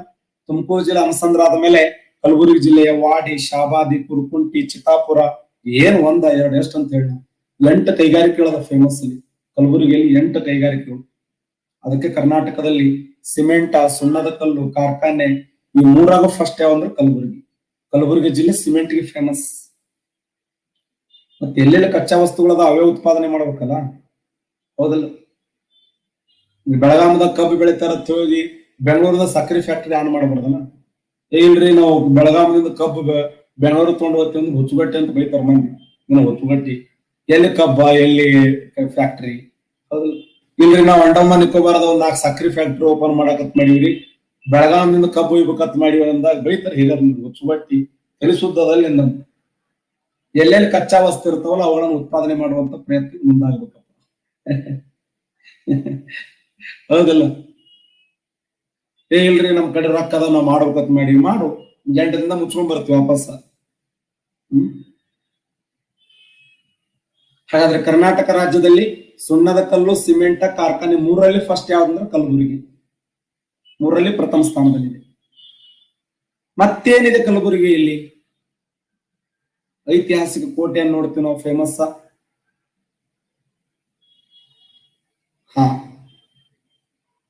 ಇದು ಯಾವ ಸ್ಥಳ ಇದು ನೋಡ್ರಿ? ಇದನ್ನ ಕಲಬುರಗಿಯಲ್ಲಿ ಫೇಮಸ್ ಆಗಿರುವಂತ ಸ್ಥಳ ಇದೆ. ಎಸ್, ಬೌದ್ಧ ವಿಹಾರವನ್ನು ನೋಡ್ತೀವಿ ನಾವು. ವಿಹಾರ ಕಲಬುರಗಿಯಲ್ಲಿ ಪ್ರಸಿದ್ಧವಾಗಿರುವಂತ ಬೌದ್ಧ ವಿಹಾರ.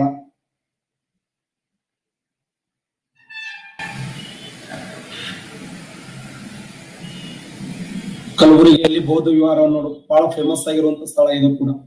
ಕಲಬುರಗಿಯಲ್ಲಿ ಬೌದ್ಧ ವಿಹಾರ ಇದೆ. ಇನ್ನ ಜಾಮಿಯಾ ಮಸೀದಿ ಇದೆ ಕಲಬುರಗಿಯಲ್ಲಿ. ಜಾಮಿಯಾ ಮಸೀದಿ ವಿಶೇಷ ಏನಂದ್ರೆ ಕರ್ನಾಟಕದ ಅತ್ಯಂತ ದೊಡ್ಡದಾಗಿರುವಂತ ಮಸೀದಿ. ಕರ್ನಾಟಕದ ಅತಿ ದೊಡ್ಡ ಮಸೀದಿ. ಕರ್ನಾಟಕದ ಅತಿ ದೊಡ್ಡ ಮಸೀದಿ ಯಾವ್ದಂದ್ರ ಜಾಮಿ ಮಸೀದಿ. ಜಾಮಿ, ಇದು ಕ್ವಶನ್ ಆಗಿದೆ. ಕರ್ನಾಟಕದ ಅತಿ ದೊಡ್ಡ ಮಸೀದಿ ಯಾವುದಂತ ಕೇಳಿದ್ದಾನೆ. ಕರ್ನಾಟಕ ರಾಜ್ಯದಲ್ಲಿ ಅತ್ಯಂತ ದೊಡ್ಡದಾಗಿರುವಂತಹ ಮಸೀದಿ ಅಂದ್ರೆ ಜಾಮಿ ಮಸೀದಿ. ಭಾರತದ ಮೊದಲ ಮಸೀದಿ ಯಾವುದು? ಭಾರತದ ಮೊದಲ ಮಸೀದಿ ನಾವು ಮೆಕ್ಕಾ ನಾವು. ಭಾರತದ ಮೊದಲ ಮಸೀದಿ ಯಾವುದು ಅಂದ್ರೆ ಕುವೈತ್ ಉಲ್ ಇಸ್ಲಾಂ. ಕುವೈತ್ ಉಲ್ ಇಸ್ಲಾಂ ಎಂಬ ಮಸೀದಿಯನ್ನು ಕಟ್ಟಿದವರು ಯಾರಂದ್ರೆ ಯಾರು? ಕುತುಬುದ್ದೀನ್ ಐಬಕ್. ಕುವೈತ್ ಉಲ್ ಇಸ್ಲಾಂ ಎಂಬ ಮಸೀದಿಯನ್ನು ಕಟ್ಟಿರ್ತಕ್ಕಂಥ ವ್ಯಕ್ತಿ ಯಾರಂದ್ರೆ ಗುಲಾಮಿ ಸಂತತಿ ಸ್ಥಾಪಕನಾಗಿರುವಂತ ಕುತುಬುದ್ದೀನ್ ಐಬಕ್. ಯಾರನ್ನ ಗೋರಿಗಳ ಪಿತಾಮಹ ಅಂತ ಕರೀತಾರೆ? ಯಾರನ್ನ ಗೋರಿಗಳ ಪಿತಾಮಹ? ಗೋರಿಗಳ ಪಿತಾಮಹ ಅಂತ ಯಾರನ್ನ ಕರೀತಾರೆ? ಇಲ್ತುಮಶ್ನನ್ನು ಕರೀತಾರೆ ನೋಡಿ. ಇಲ್ತುಮಶ್ನನ್ನ ಗೋರಿಗಳ ಪಿತಾಮಹ ಅಂತ ಕರೀತಾರೆ. ಇದು ಕ್ವಶನ್ ಆಗಿದೆ. ಯಾರನ್ನ ಗೋರಿಗಳ ಪಿತಾಮಹ ಎಂದು ಕರೆಯುತ್ತಾರೆ ಅಂದ್ರೆ ಇಲ್ತುಮಶ್. ಕರ್ನಾಟಕದ ಅತ್ಯಂತ ದೊಡ್ಡದಾಗಿರುವಂತಹ ಮಸೀದಿ ಯಾವ್ದಂದ್ರೆ ಜಾಮಿಯಾ ಮಸೀದಿ. ಇದು ಯಾರ ಕಾಲದಲ್ಲಿ ನಿರ್ಮಾಣಗೊಂಡಿತ್ತು ಅಂತಂದ್ರೆ ಇದು ಬಹಮನಿ ಸುಲ್ತಾನರ ಕಾಲದಲ್ಲಿ ನಿರ್ಮಾಣಗೊಂಡಿರ್ತಕ್ಕಂಥ ಪ್ರಸಿದ್ಧವಾಗಿರುವಂತ ಮಸೀದಿ ಜಾಮಿಯಾ ಮಸೀದಿ ಇದೆ. ಆಮೇಲೆ ಬೌದ್ಧ ವಿಹಾರ ಇದೆ. ಕಲಬುರಗಿ ಜಿಲ್ಲೆ ಎರಡು ಭೌಗೋಳಿಕವಾಗಿರುವಂತ ಅಂಶಗಳು ಹೇಳ್ತಾ ಇದ್ದೆ ನಿಮಗೆ. ಇಲ್ಲಿ ಈ ಕಲಬುರಗಿ ಚಿಂಚೋಳಿ ಅಂತ ಸ್ಥಳ ಬರ್ತದೆ. ಚಿಂಚೋಳಿ. ಆ ಕಲಬುರಗಿ ಚಿಂಚೋಳಿಯಲ್ಲಿ ಏನಿದೆ ಅಂತಂದ್ರೆ ಇಲ್ಲಿ ಭೂಕಂಪನ ಮಾಪನ ಕೇಂದ್ರ ಇದೆ. ಭೂಕಂಪನ ಮಾಪನ ಕೇಂದ್ರ. ಹೌದು, ಕರ್ನಾಟಕ ರಾಜ್ಯದಲ್ಲಿ ಟೋಟಲ್ 2 ಭೂಕಂಪನ ಕೇಂದ್ರಗಳಿದಾವೆ. ಒಂದು ಚಿಕ್ಕಬಳ್ಳಾಪುರ ಜಿಲ್ಲೆ ಗೌರಿಬಿದನೂರು ಅಂತ ಹೇಳಿ, ಅಲ್ಲ, ಚಿಕ್ಕಬಳ್ಳಾಪುರ ಜಿಲ್ಲೆ ಗೌರಿಬಿದನೂರು. ಇನ್ನೊಂದು ಈ ಹಸರಗುಂಡಗಿ ಅಂತ ಬರ್ತದೆ. ಹಸರಗುಂಡಗಿ, ಚಿಂಚೋಳಿಯ ಹಸರಗುಂಡಗಿ ಕರ್ನಾಟಕ ರಾಜ್ಯದಲ್ಲಿ ಕಲಬುರಗಿ ಜಿಲ್ಲೆಯಲ್ಲಿ ಕಂಡು ಬರುವಂತ ಪ್ರಸಿದ್ಧವಾದ ಭೂಕಂಪನ ಕೇಂದ್ರ ಅಂತ ಕರಿತೀವಿ. ಹಸರಗುಂಡಗಿ ಭೂಕಂಪನ ಸಂಶೋಧನಾ ಕೇಂದ್ರ ಹಸರಗುಂಡಗಿ. ಇನ್ನು ಚಿಂಚೋಳಿ ವನ್ಯಜೀವಿ ಧಾಮ ಇದೆ ಇಲ್ಲಿ. ಚಿಂಚೋಳಿ ವನ್ಯಜೀವಿ ಧಾಮ. ಹಾಗಾದ್ರೆ ಏನು ಸ್ಪೆಷಲ್ ಇದೆ ಚಿಂಚೋಳಿ ವನ್ಯಜೀವಿ ಧಾಮ? ಎಸ್, ಬೆಕ್ಕುಗಳದಾವ ಇಲ್ಲಿ. ಎಂತ ಬೆಕ್ಕುಗಳು? ನಗುವ ಬೆಕ್ಕುಗಳು. ನಗುವ ಬೆಕ್ಕುಗಳು. ಕರ್ನಾಟಕ ಯಾವ ಅಳುವ ಬೆಕ್ಕನವ? ಅಳು ಬೆಕ್ಕ ನಗುವ ಬೆಕ್ಕುಗಳು. ಕರ್ನಾಟಕ ರಾಜ್ಯದಲ್ಲಿ ರಾತ್ರಿ ಸಮಯದಲ್ಲಿ ಬೆಕ್ಕುಗಳು ಒಂದಕ್ಕೊಂದು ಬಿದ್ದು ಅದ್ಯಾಗ ಹೇಳ್ತಾವಂತ, ನಗ್ತಾವಂತ. ಕರ್ನಾಟಕ ರಾಜ್ಯದಲ್ಲಿ ನಗುವ ಬೆಕ್ಕುಗಳು ಕಂಡು ಬರೋದು ಚಿಂಚೋಳಿ ವನ್ಯಜೀವಿ ಧಾಮದಲ್ಲಿ. ಚಿಂಚೋಳಿ ನೆನ್ಪಿಡಿ, ಇವೆಲ್ಲ ಇಂಪಾರ್ಟೆಂಟ್ ಇವು. ಕಲಬುರಗಿ ಜಿಲ್ಲೆ ಇಡೀ ದೇಶದಲ್ಲಿ ಅತಿ ಹೆಚ್ಚು ಬೀಳು ಪ್ರದೇಶ ಹೊಂದಿರುವಂತಹ ಜಿಲ್ಲೆ. ಇಡೀ ಕರ್ನಾಟಕದಲ್ಲಿ ಅತಿ ಹೆಚ್ಚು ಬೀಳು ಪ್ರದೇಶ ಯಾವ ಭಾಗದಲ್ಲಿ ಗರಿಷ್ಠ ಪ್ರಮಾಣದಲ್ಲಿ ಬೀಳು ಪ್ರದೇಶದಿಂದ ಕೂಡಿದೆ ಅಂತಂದ್ರೆ ಅದು ಚಿಂಚೋಳಿಯಲ್ಲಿ ಗರಿಷ್ಠ ಪ್ರಮಾಣದಲ್ಲಿ ಬೀಳು ಪ್ರದೇಶಗಳನ್ನು ನೋಡ್ತೀವಿ ನಾವು. ಹೈಯೆಸ್ಟ್ ಬೀಳು ಪ್ರದೇಶ ಅಂದ್ರೆ ಬಿಟ್ಟಂತ ಪ್ರದೇಶ. ಜಾನುವಾರುಗಳಿಗೆ ತಿಂದು ಉಂಡು ಜಾನುವಾರುಗಳು ಆರಾಮ್ ಇರಲಿ ಅನ್ನುವಂತ ಉದ್ದೇಶಕ್ಕಾಗಿ ಬೀಳು ಪ್ರದೇಶಗಳನ್ನ ನಾವು ನೋಡ್ತೀವಿ. ಇನ್ನ ಇತ್ತೀಚೆಗೆ ಕರೆಂಟ್ ಇವೆಂಟ್ಸ್ ನೋಡಿದಾಗ ಕಲಬುರಗಿಯು ಕರ್ನಾಟಕದಲ್ಲಿ ಪ್ರತಿ ಕುಟುಂಬ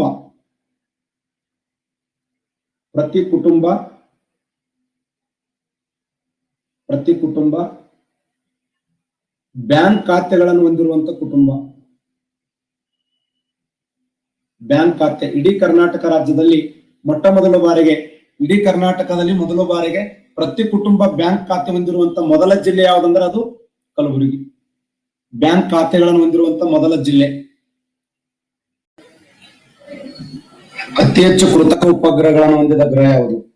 ಸೌರಮಂಡಲದಲ್ಲಿ ಅತ್ಯಂತ ಹೆಚ್ಚು ಕೃತಕ ಉಪಗ್ರಹಗಳನ್ನು ಹೊಂದಿದ ಗ್ರಹ ಯಾವುದು?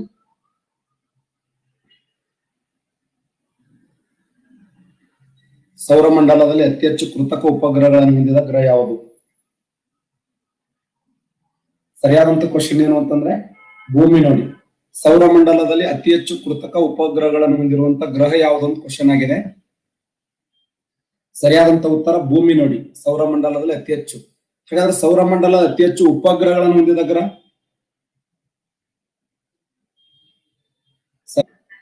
ಶನಿ ಗ್ರಹ ನೋಡಿ. ಸೌರಮಂಡಲದಲ್ಲಿ ಅತಿ ಹೆಚ್ಚು ಕೃತಕ ನಿಸರ್ಗದತ್ತವಾದ ಉಪಗ್ರಹಗಳನ್ನು ಹೊಂದಿರುವ ಗ್ರಹ ಅಂತಂದ್ರೆ ಸೋಲಾರ್ ಸಿಸ್ಟಮ್. ಸೌರಮಂಡಲದಲ್ಲಿ ಅತಿ ಹೆಚ್ಚು ನಿಸರ್ಗದತ್ತವಾದ ಉಪಗ್ರಹ 82 ಉಪಗ್ರಹಗಳೇ ನೋಡಿ. ಕೃತಕ ಉಪಗ್ರಹ ಅಂದರೆ ಏನು? ಮಾನವನಿಂದ ನಿರ್ಮಾಣಗೊಂಡಂತ ಉಪಗ್ರಹಗಳು. ಮಾನವನಿಂದ ನಿರ್ಮಾಣಗೊಂಡಂತ ಉಪಗ್ರಹಗಳು. ಭೂಮಿ ಮೇಲೆ ಹಾರಲ್ಪಟ್ಟಿರ್ತಕ್ಕಂಥ ಮೊದಲ ಕೃತಕ ಉಪಗ್ರಹ ಅಂದ್ರೆ ಸ್ಪುಟ್ನಿಕ್. ಸ್ಪುಟ್ನಿಕ್ ಯಾವ ದೇಶದವರು ಲಾಂಚ್ ಮಾಡಿದ್ರು? ಸ್ಪುಟ್ನಿಕ್ ಅನ್ನುವಂಥದ್ದು ಯಾವ ದೇಶದವರು? ಎಕ್ಸಲೆಂಟ್, ರಷ್ಯಾ ದೇಶದವರು ಲಾಂಚ್ ಮಾಡಿದ್ರು ನೋಡಿ. ರಷ್ಯಾ ದೇಶದವರು ಯಾವ ವರ್ಷ ಲಾಂಚ್ ಮಾಡಿದ್ರು? ಎಕ್ಸಲೆಂಟ್, 1957. 1957ರಲ್ಲಿ 1957ರಲ್ಲಿ ರಷ್ಯಾ ದೇಶದವರು ಸ್ಪುಟ್ನಿಕ್ ಅನ್ನುವಂಥ ಉಪಗ್ರಹವನ್ನ ಲಾಂಚ್ ಮಾಡಲಾಯಿತು ಅಂತ. ಸೌರಮಂಡಲದಲ್ಲಿ ಅತಿ ಹೆಚ್ಚು ಕೃತಕ ಉಪಗ್ರಹಗಳನ್ನು ಹೊಂದಿದ್ದು ಭೂಮಿ, ಆದರೆ ನಿಸರ್ಗದತ್ತವಾದ ಉಪಗ್ರಹಗಳನ್ನು ಹೊಂದಿದ್ದು ಶನಿ. ಹಾಗಾದ್ರೆ ಸೌರಮಂಡಲದಲ್ಲಿ ಅತ್ಯಂತ ಚಿಕ್ಕ ದಿನವನ್ನು ಹೊಂದಿರುವಂತ ಗ್ರಹ ಯಾವುದು? ಅತ್ಯಂತ ಚಿಕ್ಕ ದಿನವನ್ನು ಹೊಂದಿರುವಂತ ಗ್ರಹ ಮಂಡಲದಲ್ಲಿ ಅತಿ ಚಿಕ್ಕ ದಿನ ಅಂತಂದ್ರೆ ಏನು? ಕಡಿಮೆ ಭ್ರಮಣ. ಕಡಿಮೆ ಭ್ರಮಣ ಅಂತಂದ್ರ ಗುರು. ಹೆಚ್ಚು ಭ್ರಮಣ ಅಂದ್ರ ಶುಕ್ರ. ಸೌರಮಂಡಲದಲ್ಲಿ ಗರಿಷ್ಠ ಭ್ರಮಣಾವಧಿ ಹೊಂದಿರುವಂತ ಗ್ರಹ ಅಂದ್ರೆ ಶುಕ್ರ.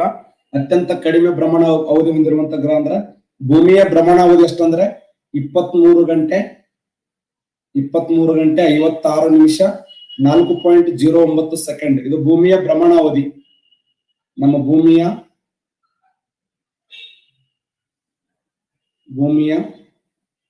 ಭ್ರಮಣಾವಧಿ ಎಷ್ಟು ಅಂದ್ರೆ 23 ಗಂಟೆ 56 ನಿಮಿಷ 4.09 ಸೆಕೆಂಡ್. ಸೌರಮಂಡಲದಲ್ಲಿ ಅತ್ಯಂತ ಚಿಕ್ಕ ಭ್ರಮಣ ಅಂದ್ರೆ ಗುರುಗ್ರಹದ ಭ್ರಮಣಾವಧಿ ಅಂದ್ರೆ 9 ಗಂಟೆ 10 ನಿಮಿಷ. ಅಂದ್ರ ಅತ್ಯಂತ ಚಿಕ್ಕ ಹಗಲು ಮತ್ತು ರಾತ್ರಿಗಳನ್ನು ಹೊಂದಿರುವಂತ ಗ್ರಹ ಅಂದ್ರೆ ಗುರುಗ್ರಹ. ಇನ್ನು ಅತ್ಯಂತ ಹೆಚ್ಚು ಶುಕ್ರ 243 ದಿನ. ಅಂದ್ರ ಸೌರಮಂಡಲದಲ್ಲಿ ಅತ್ಯಂತ ದೊಡ್ಡ ಹಗಲು ಮತ್ತು ರಾತ್ರಿ ಹೊಂದಿರುವಂತ ಗ್ರಹ ಅಂದ್ರೆ ಶುಕ್ರ. ಇದೇ ಕೇಳ್ತಾನ ಕ್ವಶನ್. ಭ್ರಮಣಾವಧಿ ಅಂದ್ರೆ ಒಂದೇ, ರೊಟೇಷನ್ ಪೀರಿಯಡ್ ಅಂದ್ರೆ ಒಂದೇ. ರೊಟೇಷನ್, ಭೂಮಿಯ ರೊಟೇಷನ್ ಪೀರಿಯಡ್ ಎಷ್ಟಿದೆ ಅಂತಂದ್ರೆ 23 ಗಂಟೆ 56 ನಿಮಿಷ 4.09 ಸೆಕೆಂಡ್. ಮೀನ್ಸ್ 24 ಅವರ್ಸ್ ಅನ್ನೋದು. ಈ 24 ಗಂಟೆಯಲ್ಲಿ 12 ಗಂಟೆ ಹಗಲು ಇರ್ತದ, 12 ಗಂಟೆ ರಾತ್ರಿ ಇರ್ತದ ಅನ್ನೋದು. ನಿಕ್ಸ್ ಒಲಂಪಿ ಅನ್ನುವಂತ ಉಪಗ್ರಹ, ನಿಕ್ಸ್ ಒಲಂಪಿ ಎನ್ನುವ ಒಂದು ಜ್ವಾಲಾಮುಖಿ ಶಿಖರ ಯಾವ ಗ್ರಹದಲ್ಲಿ ಕಂಡು ಬರ್ತದೆ? ನಿಕ್ಸ್ ಒಲಂಪಿಯಾ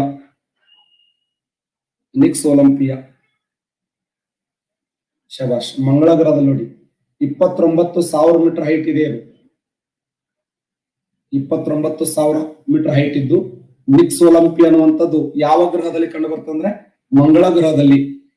ಇಡೀ ಸೌರಮಂಡಲದಲ್ಲಿ ಅತ್ಯಂತ ಎತ್ತರವಾಗಿರುವಂತಹ ಜ್ವಾಲಾಮುಖಿ ಶಿಖರ ಅಂದ್ರೆ ನಿಕ್ಸ್ ಒಲಂಪಿಯಾ. ಈ ನಿಕ್ಸ್ ಒಲಂಪಿಯಾದ ಹೈಟ್ ಎಷ್ಟಿದೆ ಅಂದ್ರೆ 29,000 ಮೀಟರ್ ಹೈಟ್ ಇದೆ. ಸೌರಮಂಡಲದ ಅತ್ಯಂತ ಎತ್ತರವಾಗಿರುವಂತಹ ಜ್ವಾಲಾಮುಖಿ ಶಿಖರ. ಗಲ್ಫ್ ಸ್ಟ್ರೀಮ್,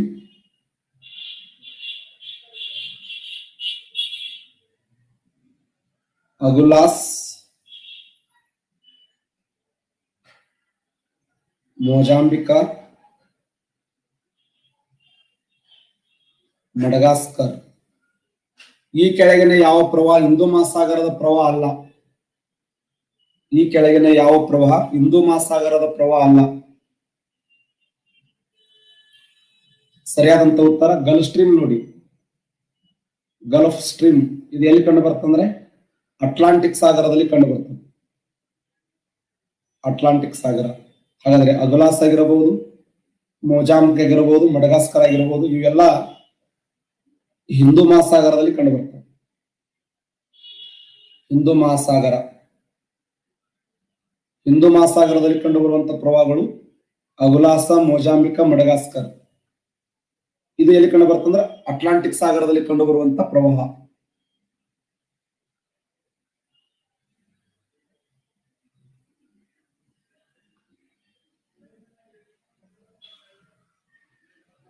ಬಸಾಲ್ಟ, ಗ್ರಾನೈಟ್, ಡೈಕ, ಕಲ್ಲಿದ್ದಲು. ಈ ಕೆಳಗಿನ ಯಾವ ಶಿಲೆಯು ಕಣಶಿಲೆಯಾಗಿದೆ? ಈ ಕೆಳಗಿನ ಯಾವ ಶಿಲೆಯು ಕಣಶಿಲೆಯಾಗಿದೆ? ಕಣಶಿಲೆ.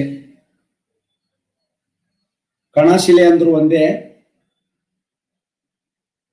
ದ್ವಿತೀಯ ಶಿಲೆ ಅಂದ್ರು ಒಂದೇ, ಜಲಜ ಶಿಲೆ ಅಂದ್ರು ಒಂದೇ, ಪದರು ಶಿಲೆ ಅಂದ್ರು ಒಂದೇ, ಸೆಡಿಮೆಂಟ್ ರಾಕ್ಸ್ ಅಂದ್ರು ಒಂದೇ. ಕಲ್ಲಿದ್ದಲನ್ನ ಏನಂತ ಕರಿತೀವಿ ಅಂದ್ರೆ ಕಣಶಿಲೆ ಅಂತ ಕರಿತೀವಿ. ಕಣಶಿಲೆ ಅಂದ್ರು ಒಂದೇ, ದ್ವಿತೀಯ ಶಿಲೆಜ ಅಂದ್ರು ಒಂದೇ, ಜಲಜ ಶಿಲೆ ಅಂದ್ರು ಒಂದೇ, ಪದರು ಶಿಲೆ ಅಂದ್ರು ಒಂದೇ, ಸೆಡಿಮೆಂಟ್ ರಾಕ್ಸ್ ಅಂದ್ರು ಒಂದೇ. ಹಾಗಾದ್ರೆ ಈ ಎಲ್ಲಾ ಶಿಲೆಗಳು ಬಸಾಲ್ಟ್ ಆಗಿರಬಹುದು, ಗ್ರಾನೈಟ್ ಆಗಿರಬಹುದು, ಡೈಕ್ ಆಗಿರಬಹುದು, ಯಾವ ಶಿಲೆಗೆ ಉದಾಹರಣೆ ಆಗಿವೆ ಅಂತಂದ್ರೆ ಇವು ಅಗ್ನಿಶಿಲೆಗೆ ಉದಾಹರಣೆ ಆಗಿವೆ. ಅಗ್ನಿಶಿಲೆ ಅಂದ್ರು ಒಂದೇ, ಮೂಲ ಶಿಲೆ ಅಂದ್ರು ಒಂದೇ, ಪ್ರಾಥಮಿಕ ಶಿಲೆ ಅಂದ್ರು ಒಂದೇ. ಅಗ್ನಿಶಿಲೆ, ಮೂಲ ಶಿಲೆ, ಪ್ರಾಥಮಿಕ ಶಿಲೆಗಳಿಗೆ ಉದಾಹರಣೆ ಆದರೆ ಇವು ಕಲ್ಲಿದ್ದಲು ದ್ವಿತೀಯ ಶಿಲೆಗೆ ಉದಾಹರಣೆಯಾಗಿದೆ, ನೆನ್ಪಿಡಿ.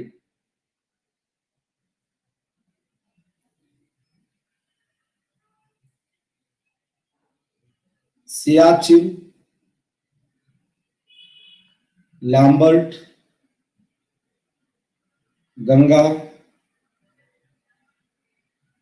ಯಮುನಾ. ಭಾರತ ದೇಶದ ಅತಿ ಉದ್ದವಾದ ಹಿಮನದಿ ಯಾವುದು? The longest glacier in India. Bharat ದೇಶದ ಅತಿ ಉದ್ದವಾದ ಹಿಮನದಿ ಯಾವುದು? ಭಾರತ ದೇಶದ ಅತ್ಯಂತ ಉದ್ದವಾದ ಹಿಮನದಿ ಯಾವುದು? Siachen, Lambert, Ganga, Yamuna. Siachen right answer ನೋಡಿ. ಸಿಯಾಚಿನ್ ಭಾರತ ದೇಶದ ಅತಿ ಉದ್ದವಾದ ಹಿಮನದಿ.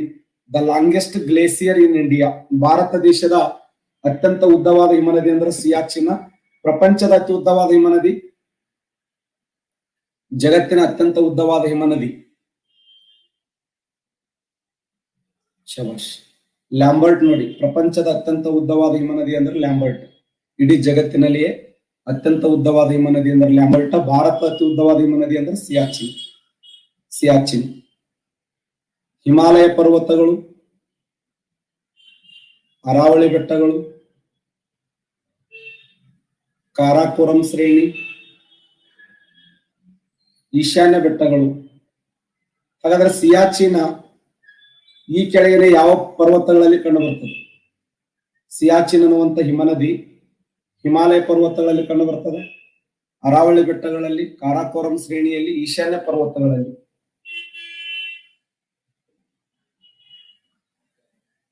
ಸರಿಯಾದಂತ ಉತ್ತರ ಕಾರಾಕೋರಂ ಶ್ರೇಣಿ ನೋಡಿ.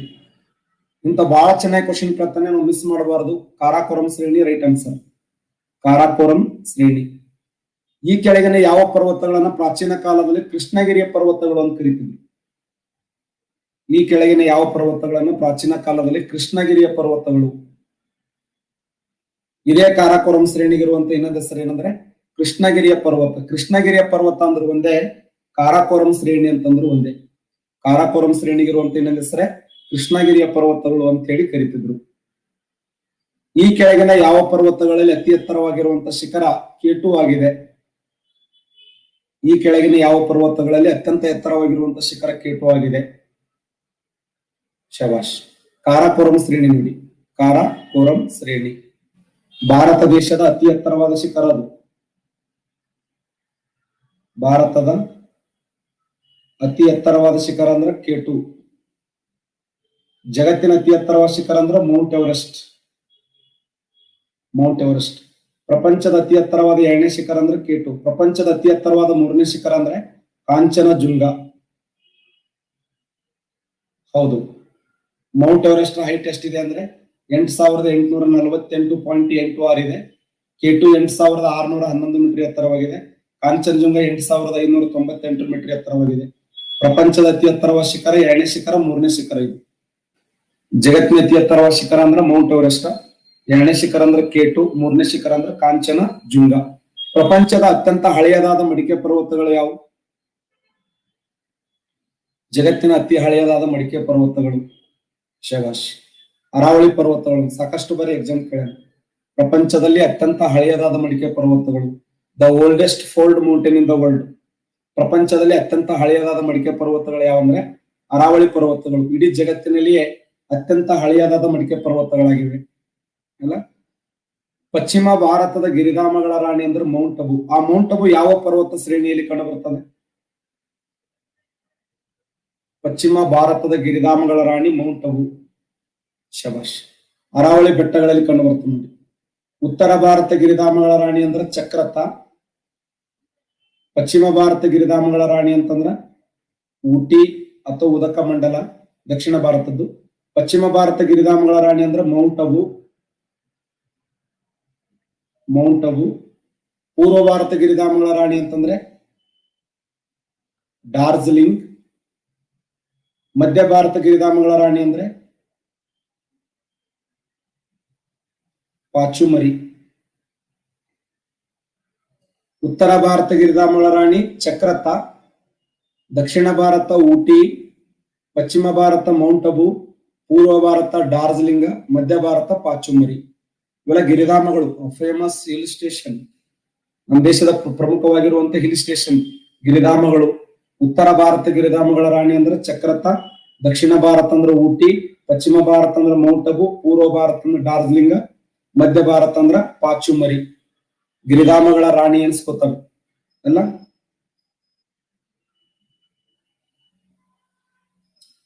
ಹಕ್ಕಿ ಪಿಕ್ಕಿ, ಕಾಡುಗುರುಬರು, ಸೋಲಿಗ,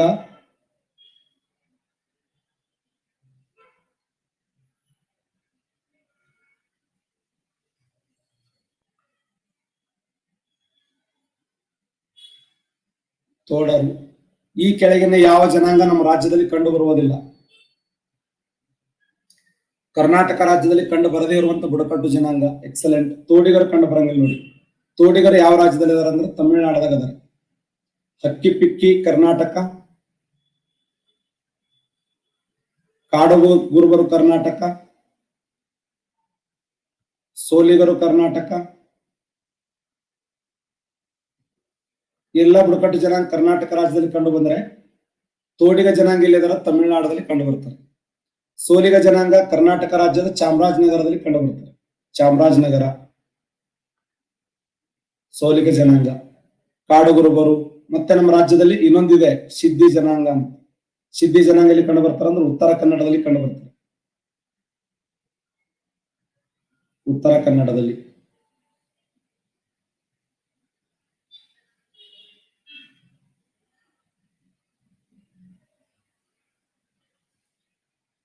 ದೇಶದಲ್ಲಿ ಅತಿ ಹೆಚ್ಚು ಸುಣ್ಣದ ಕಲ್ಲು ಹೊಂದಿರುವಂತಹ ರಾಜ್ಯ ಯಾವುದು? ಸುಣ್ಣದ ಕಲ್ಲು. ಸುಣ್ಣದ ಕಲ್ಲು. ಇಡೀ ದೇಶದಲ್ಲಿ ಅತಿ ಹೆಚ್ಚು ಸುಣ್ಣದ ಕಲ್ಲು ಹೊಂದಿರುವಂತಹ ರಾಜ್ಯ ರಾಜಸ್ಥಾನ, ಆಂಧ್ರ ಪ್ರದೇಶ, ಕರ್ನಾಟಕ, ಮಹಾರಾಷ್ಟ್ರ. ಸರಿಯಾದಂತ ಉತ್ತರ ಆಂಧ್ರ ಪ್ರದೇಶ ನೋಡಿ. ಸುಣ್ಣದ ಕಲ್ಲು ಹೊಂದಿರುವಂತಹ ರಾಜ್ಯ ಅಂದ್ರೆ ಆಂಧ್ರ ಪ್ರದೇಶ್. ಅತಿ ಹೆಚ್ಚು ಸಿಮೆಂಟ್ ಉತ್ಪಾದನೆ ಮಾಡುವಂತ ರಾಜ್ಯ ರಾಜಸ್ಥಾನ. ಸಿಮೆಂಟಿಂಗ್ ಫೇಮಸ್ ಅಂದ್ರೆ ರಾಜಸ್ಥಾನ. ಸುಣ್ಣದ ಕಲ್ಲಿಗೆ ಫೇಮಸ್ ಅಂದ್ರೆ ಆಂಧ್ರ ಪ್ರದೇಶ್. ನೆನಪಿಡಿ. ಹಾಗಾದ್ರೆ ಕರ್ನಾಟಕ ರಾಜ್ಯದಲ್ಲಿ ಅತಿ ಹೆಚ್ಚು ಸುಣ್ಣದ ಕಲ್ಲು ಹೊಂದಿರುವಂತ ಜಿಲ್ಲೆ ಯಾವುದು? ಕರ್ನಾಟಕ ರಾಜ್ಯದಲ್ಲಿ ಅತಿ ಹೆಚ್ಚು ಸುಣ್ಣದ ಕಲ್ಲು ಹೊಂದಿರುವಂತ ಜಿಲ್ಲೆ